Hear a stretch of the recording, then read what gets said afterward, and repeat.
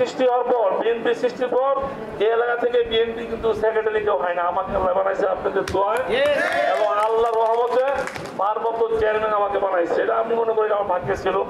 আমার যদি ভাগ্যে থাকে এবং আল্লাহ যদি সম্মান দেয়, সম্মান কেউ কেড়ে নিতে পারবে না। আল্লাহ যদি সম্মান না দেয় কেউ দেওয়ার সুযোগ নাই। আমি শুধু মানুষের পাশে থেকে মানুষের সাথে আমি সবাই মিলে এই দেশ সেবা করতে চাই, মানুষের বিপদ আপদের সঙ্গী হয়ে মানুষের পাশে থেকে মানুষকে আমি এমপি হলে কারো ঘরে চাল কিনা দেবো না, কিন্তু আমি এমপি যদি আল্লাহ বানায় মানুষের যে নাগরিক সুযোগ সুবিধা আছে, মানুষের বিচার আসার জন্য হক হয়, মাদক ব্যবসা নির্মূল করতে হবে, মানুষের অনেক অসুবিধা আছে, এগুলো কিন্তু আমাদের কোনো নেতারা দেখে না, দেখার চেষ্টা করে না। আমরা ইনশাআল্লাহ যদি সুযোগ পাই, আমাদের এই মুহূর্তে দরকার বিএনপি সরকার। বিএনপি যদি ক্ষমতা না আসে আমরা এমপি হয়ে লাভ পাই। এই জন্য আমার জাতীয়তাবাদী সরকার দরকার, তারেক রহমানের নেতৃত্বে বিএনপিকে আমাদের ক্ষমতা আনা উচিত। তাহলে আমরা ইনশাআল্লাহ এই দেশের মানুষের সকল সমস্যাগুলো আমরা সমাধান করতে পারবো। আমার কথা স্পষ্ট এবং ক্লিয়ার। আমি কখনোই বলি নাই যে আমার এমপি হচ্ছে, পার্টি যদি দায়িত্ব দেয় আমি ইনশাআল্লাহ কাজ করবো।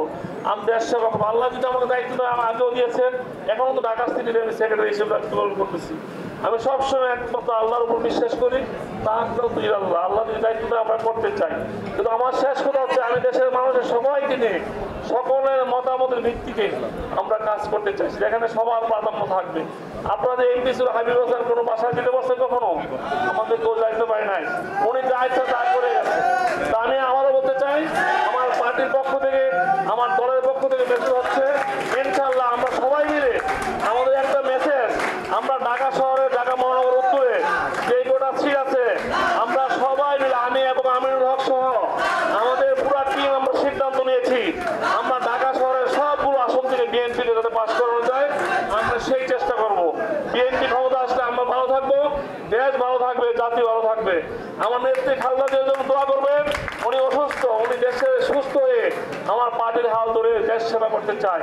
আমার নেতা তারেক রহমানের জন্য দোয়া করবেন, উনি দেশে এসে মানুষের পাশে থেকে বিএনপির হাল ধরে এই পার্টিটাকে সামনে এগিয়ে নিয়ে যেতে চায় এবং সামনে মানুষ যেন সঠিকভাবে ভোটের মাধ্যমে একটা গণতান্ত্রিক সরকার, জনগণের ভোটের সরকার যাতে প্রতিষ্ঠিত হয়, এ আমার তারেক রহমান নেতার ইচ্ছা এবং এই ইচ্ছা যেন আল্লাহ কবুল করে। আপনাদের সবাইকে ধন্যবাদ জানাচ্ছি।